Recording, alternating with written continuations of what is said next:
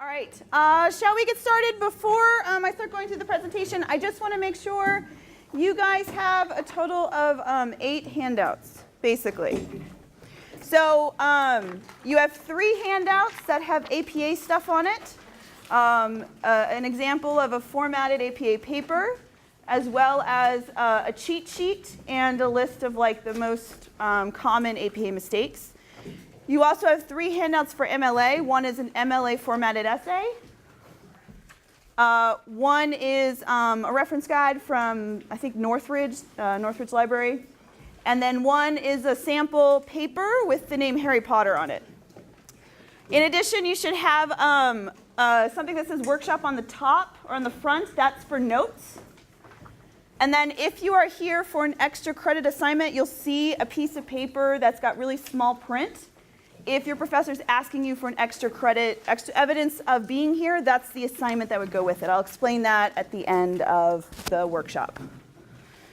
Okay, so I just want to make sure everybody has those materials. I don't know. What are you missing? The undefined error APA citation, then So you're just missing APA? no, 3 of them. Okay. Yeah, that, and that. Lucas will grab that for you. Anyone else missing? That's our last copy. Is that? That's fine. Let me just give it to her. You? Okay. We are short on one thing, just so you know. You want me to So just give her that mine? goes to her? No, no. I got this.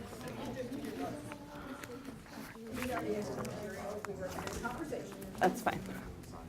So we're missing, I think, the cheat sheet. No, the common mistakes. Okay, so we are going to get started. It took a little longer to put out handouts, so I'm going to try to go through this a little quicker because I want to give you all opportunities to ask specific questions. Okay? So we are here for documentation, for how to do citation, right? So first, what do you already know, or what are you confused about when it comes to documenting sources? So what have you already been taught, or what are you already familiar with? Let's start with that. What do you already know about how to cite or how to document your sources?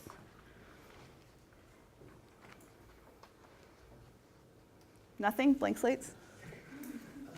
What was the question? Has to be credible, yeah? APA and MLA are completely different. Totally different, which is what we're going over today. What about, what do you know about, or what are you confused about, or what do you struggle with when documenting sources? The Holy Bible.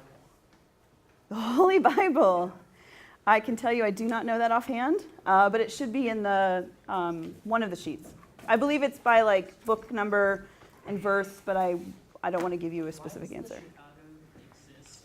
Why does Chicago exist? I believe it has to do with publishing. So Chicago's a little nicer way for publishers to print citations. That's the only thing I'm fully aware of. And we're not covering Chicago today.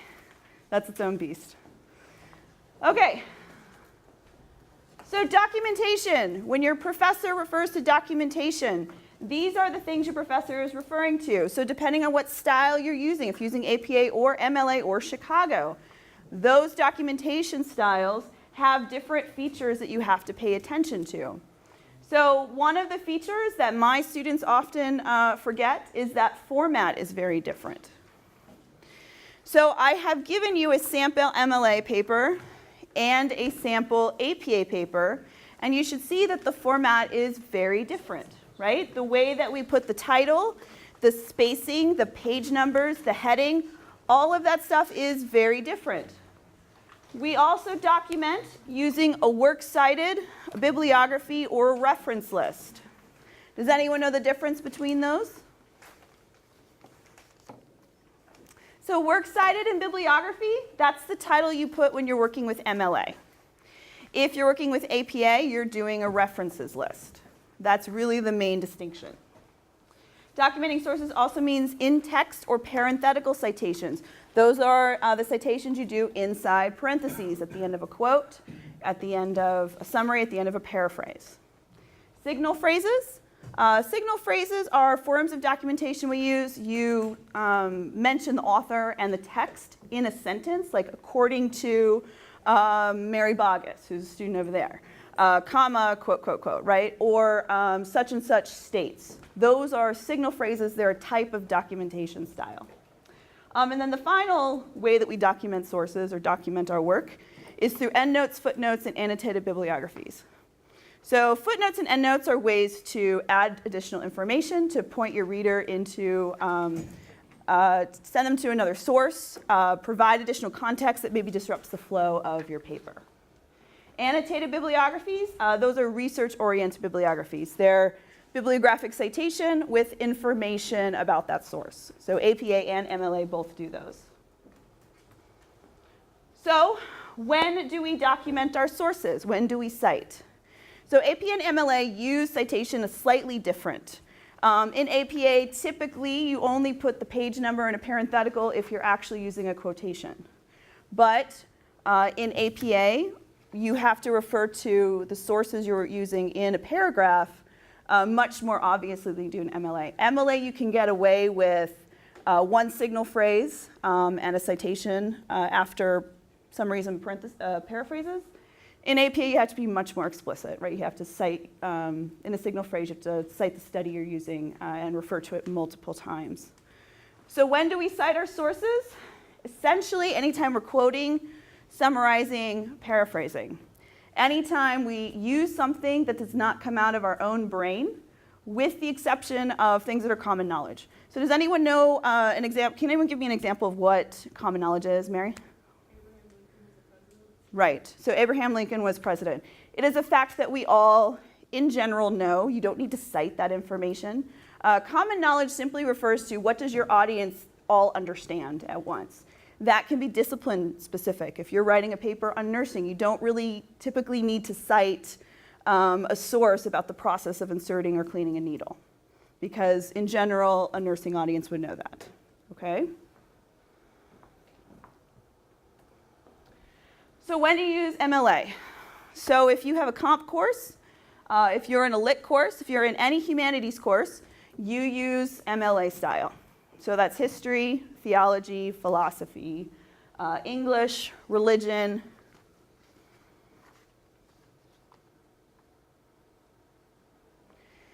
APA is for the sciences.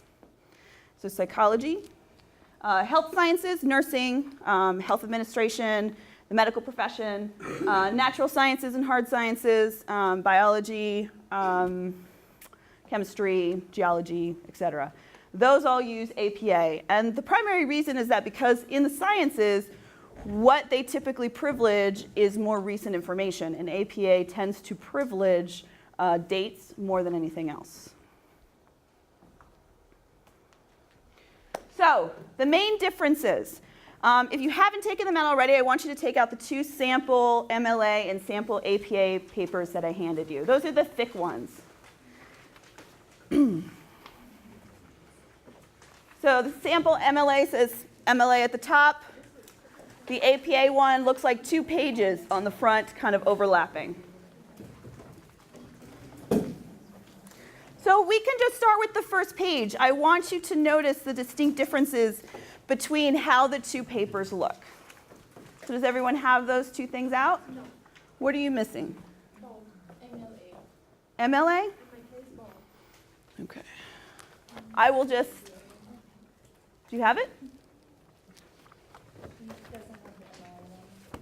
I will just send the pile down.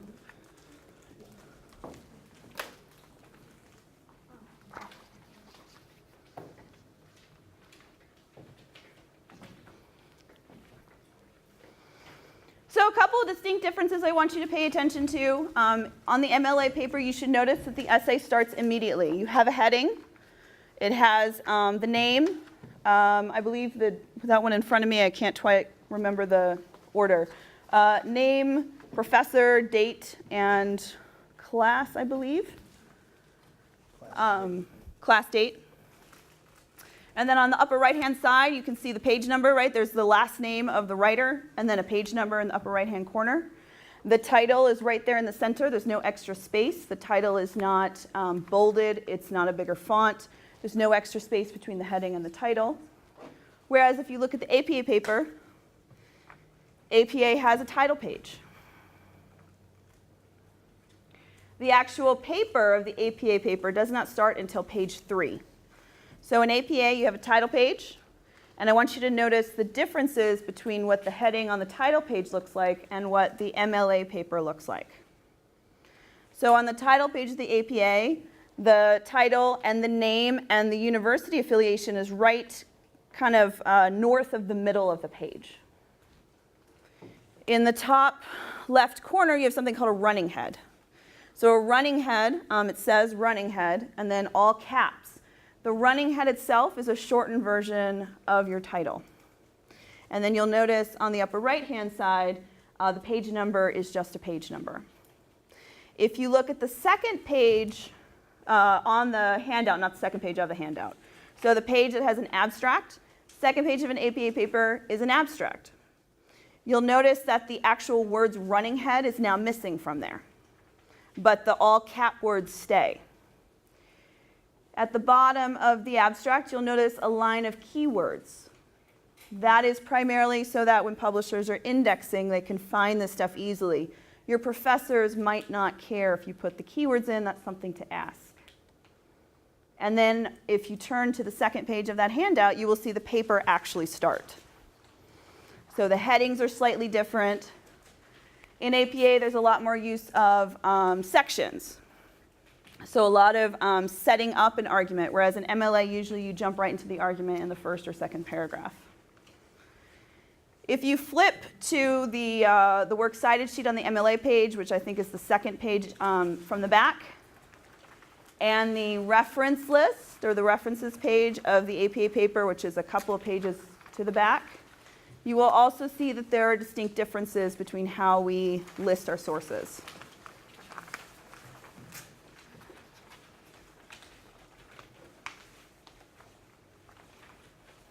So the APA reference list, it's titled References.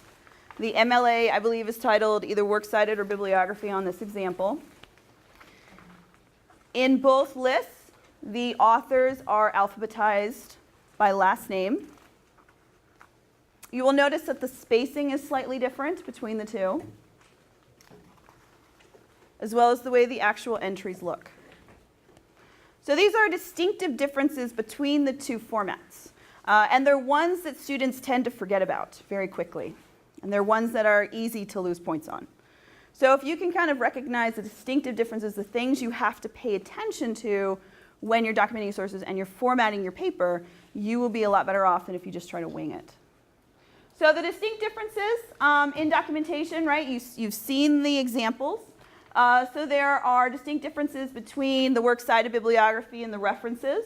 The format of the actual paper, where page numbers go, how headings look, how titles look, how paragraphs look. In-text citations also look very different. In MLA, an in-text citation is typically just the last name of the author and the page number that you are quoting from. In APA, you have to put the last name, the year published, and then the page number. Parts of the essay, APA is much more focused on sections to separate things. MLA is not. And then signal phrases are also slightly different. APA uses relies much more heavily on signal phrases than MLA. When you use a signal phrase in APA, the first time you mention a text in a paragraph, you have to put in parentheses after the name of the author or the title of the study, you have to put in parentheses the year. Okay? So those are big, big differences. So we're going to do MLA first, and then we're going to move into APA. So this is an example of an MLA citation of a book. So the first thing I offer here is an in-text citation. So if I was using a quote, or if I was paraphrasing from a particular page, I would simply put the last name and the page number. So if I was using a quote, quotation marks would go before the parentheses, period would go after the parentheses. Here is an example of a signal phrase. So according to Lisa Sanders, who is the author of this made-up text, quote, Nutella is simply a sad replacement for peanut butter. And because I have referenced the author in the signal phrase, the parentheses just have the page number. And then the bibliographic entry, it's the author's last name first and then the first name, the title of the book, the publishing company, and the year. So when you're doing MLA citations, the first thing you need to figure out is what kind of source you're using, because what kind of source you're using will send you to the right spot in your handbook or whatever resource you're using. So this is a citation for a book. If I was to do a citation for an article in a newspaper or an article from a journal, it would look slightly different. Okay? So APA, for the same source, looks a little different. So you'll notice the in-text citation, it has the last name, it has the page number, but it has a date, and it has a P, and it has commas. So very small differences. The signal phrase, it's the exact same quote. You'll notice right after the author, there's in parentheses the year. And then after the quotation, there's a P, a dot, and the page number. And then the reference entry, you'll notice that I abbreviated the first name of the author. So in MLA, you would write Lisa. In this, you just write L. And then it's followed by the year. The title in MLA, the F in farce is capitalized. In APA, you only capitalize the first word for some reason. And then in APA, you have the city that the publishing company is from, followed by the publisher. Okay? So what I'm going to ask you to do to kind of practice is the sheet that I told you is for extra credit, one with a small print. At the top of it, you will see an entry quotation, and it says book. So it's one page. Lucas, if you could hold it up so everyone can see. It looks like that.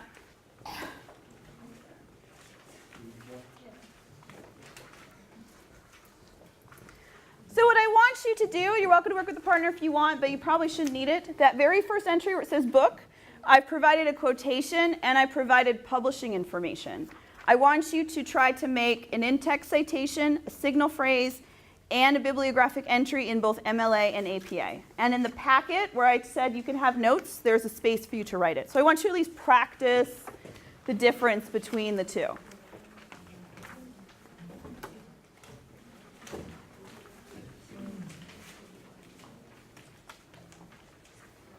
So it's basically the exact same thing that I've already done on the PowerPoint, but I'm just having you do it with a different source.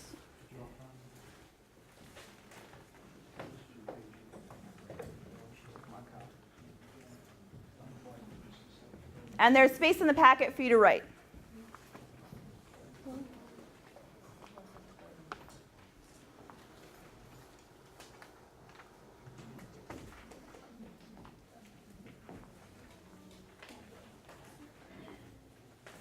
Are we absent of writing utensils?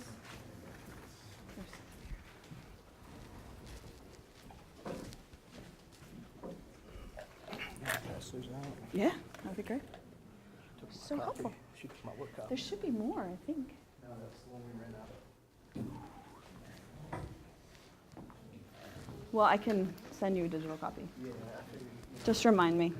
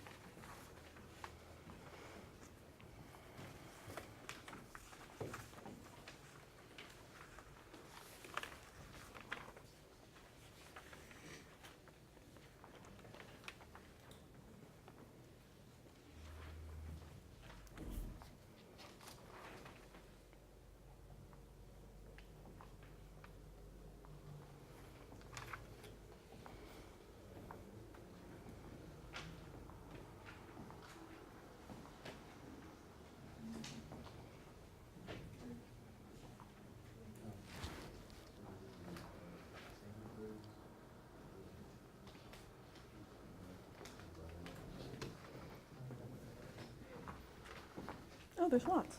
Found more.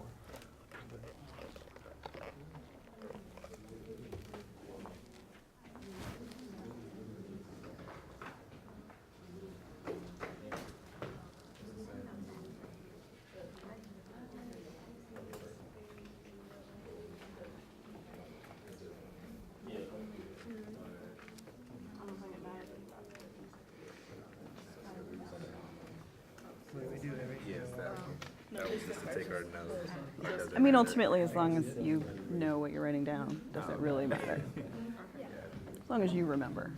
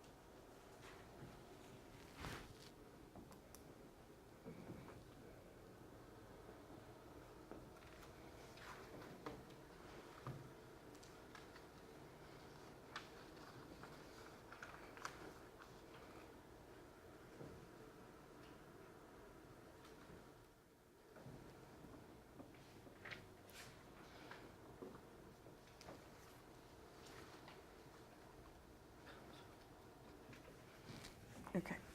So you know you're just doing this, right? So, and this right here, just a place for you to. So you're doing a sentence with a signal phrase for this source, just the in-text citation, the parenthetical, and then the bibliographic entry. So this is MLA, and then you'll do it again for APA. You can put it here and label it, or put it right here. Okay, so I'm using this information and I'll Mhm. put it here. So I've given you a quote, so you can do the signal phrase properly, and then all the information about the text is right here. Everything you need. Okay. Okay?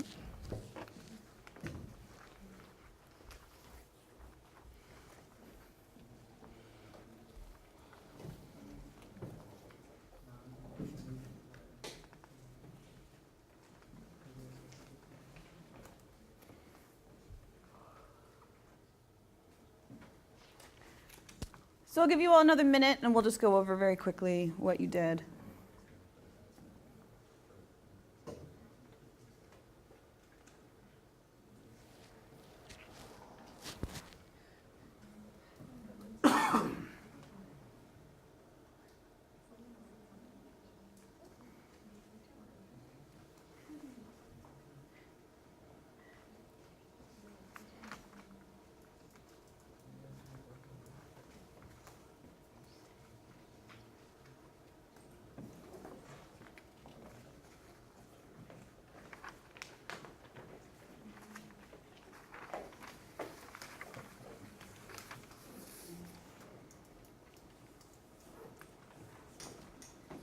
All right, so I'm going to stop you. Books are probably the most uncomplicated way citation to do. So this is essentially what your practice MLA answer should look like. Did anyone have anything drastically different? No? Always a good sign. Okay, and your practice APA answers. Does anyone have anything drastically different?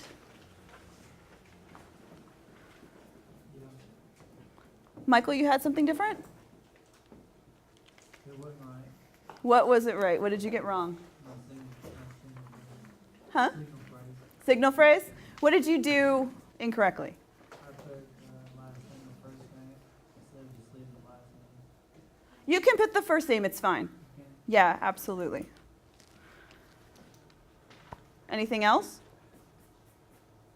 I didn't have those dots. The dots are because I was being lazy. I'll be perfectly honest. That's what I. It was redundant. Yeah, it was just redundant. Okay. So I have 4 citations up here. I want you to tell me if you can take a minute, see if you can identify the mistakes.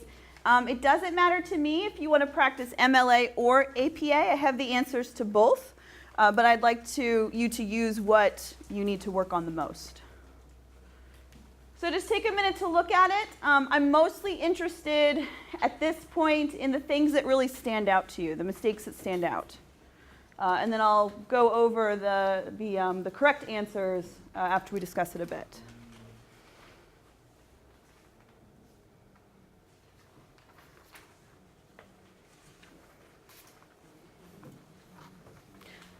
So very quickly, the mistakes, if these were MLA citations, what are the first mistakes that stand out to you? The date. What about the date? Is it supposed to be after the name of the author? That's APA. But that would be correct with AP as well. So with MLA, the very first one, there's some punctuation issues. The year would go at the end of the entry, and we would get rid of New York because we don't need the city for APA, or for MLA, I'm sorry. For APA, the year would be moved after the author. Doogie would be an abbreviation, would just be D. And then New York would be spelled out and it would go before the publisher. So the next one is an article in a magazine. Very similar mistakes. The main thing that's missing here is that it should start with Kardashian. Last name always goes first. And then you do the same thing for MLA and APA in terms of differences. The Kim would be abbreviated for APA. MLA would be fine. The date would go after the year and the author in APA, and it would actually be in parentheses 2015, May. And the title of the magazine needs to be italicized. For both of them in APA, you would not put the italic marks around the essay. So vaguely some of the problems. The dictionary is a little harder, so I'm just going to wait until we actually get to the correct example. The journal on the bottom, that's an article in a scholarly journal. It would be very similar to what you would do with the magazine. The author needs to go first. In APA, obviously, the date would go after. You would put 2010, Jan. The article itself would be out of quotations for APA. It would stay in quotations for MLA. Poetry would be capitalized for MLA. The page numbers would go all the way at the end of the citation. And the way that volume and issue numbers are placed is a little different. So just things to kind of keep yourself aware of. So this is what they would look like if they were correct. So they're side by side. I want you to very distinctly notice the differences between the two. So we've already done books, so that should be fairly obvious. The magazine is second. You'll see that the date is slightly different. In MLA, for some reason, in a citation we put the PP, and then in APA we don't in the citation, but we do in the parenthetical. And then the dictionary, the two different ways that we do dictionaries. MLA is much more simplified for online sources. APA is much more complicated. You have to do this thing called a retrieval date. That's the date you physically access the source. So you would write retrieved May 2nd, 2013, if that was the day that I looked at it.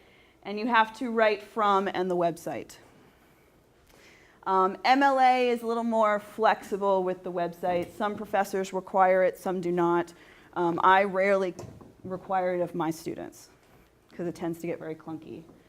The article in a scholarly journal, you'll notice that the citation styles are still very different.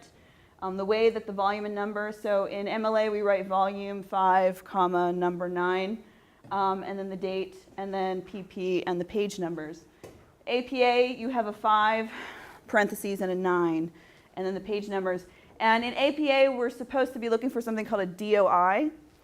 Is anyone familiar with those? It's a very long number. Typically, at the end of an APA citation for a document like a scholarly source, you would have a DOI. You would write literally DOI and a colon, and then there'd be a really long number. It's a document identifying number. That's all it is. And it's really only used in APA. Okay? So these are in-text citations. These should be a little easier. Can anyone tell me what mistakes they notice in the MLA section? Page number doesn't go first. Page number does not go first. You only need the last name. You only need the last name. You also don't need PG. You don't need PG. You don't need the comma after the last name. And you don't need commas. The only time we use commas in MLA is if we have more than 2 pieces of information that are necessary. So if you have 2 sources by the same author, you would need to put a title in there to indicate which source you're using, and then you would have a comma. But otherwise, we don't use it. What about APA? What are the mistakes you notice?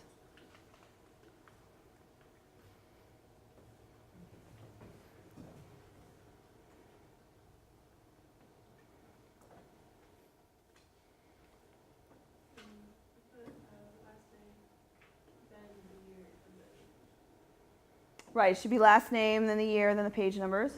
Right, so the middle one is out of order. What else do you notice? Or what else is incorrect? Commas and P's missing the first one. What should it look like in the first one? You said what? What should the commas look like in the first one? Should be tail, comma, year, and then comma, page, dot. The P, yeah. On the bottom one, we're missing a comma after 200. And then the middle one, we have a range of page numbers. So 400 to 405, what should that look like? A dash. Yep, you should have a dash or a hyphen. Okay. So in closing, and then we're going to kind of go over a couple of the handouts very quickly and practice some of this stuff. Some things to remember: that format is more than just citations. Documentation is more than just citations. It's also about the way that the paper looks. So you have a paper by Harry Potter in your midst. If you could take that out very quickly.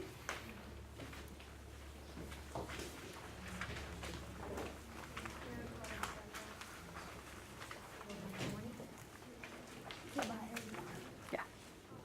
It looks like a student paper. It's right here. Yeah.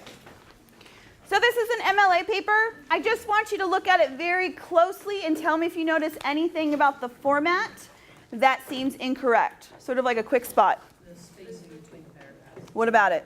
They didn't do the no spacing, so it's like double the space. Yeah, it looks like a double space. Sometimes that's Microsoft Word being mean to you. But The settings.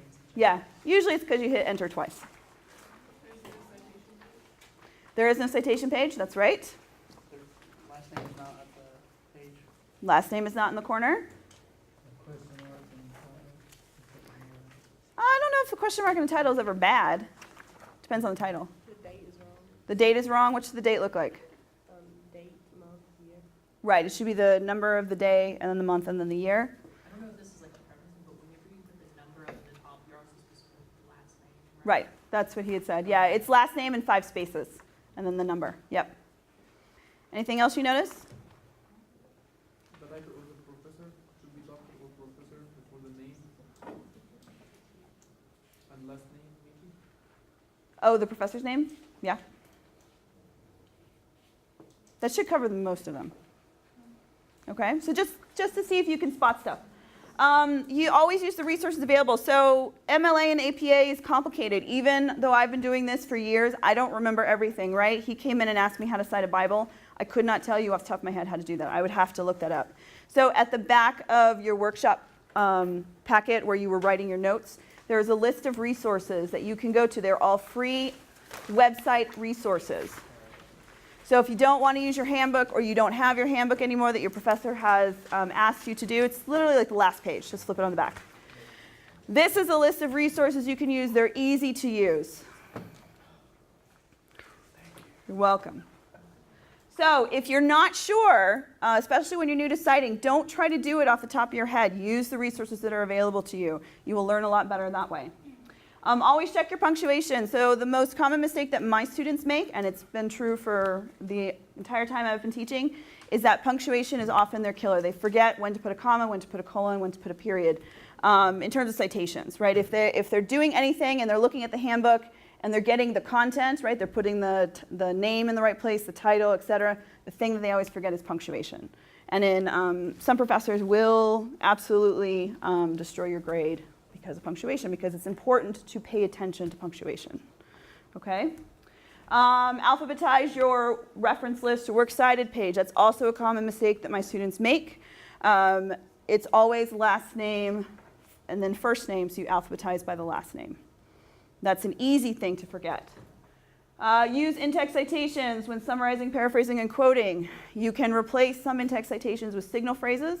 You should make signal phrases your friend, but if you're ever in doubt, cite your source. Okay? And then finally, use signal phrases when appropriate. So, before we close, I think we have about 5 minutes. Do you have any questions or specific citation questions that you want to ask besides the Bible? 'Cause I don't know.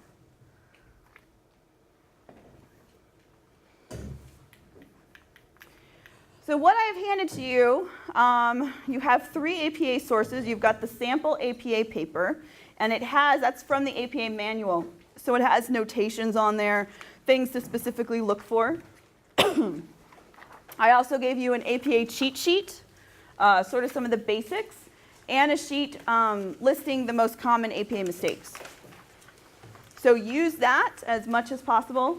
In the MLA side, not only do you have a sample MLA formatted paper, that is from the MLA guide. So that also has little notes of things to pay attention to. There's also a packet of the most common MLA citations.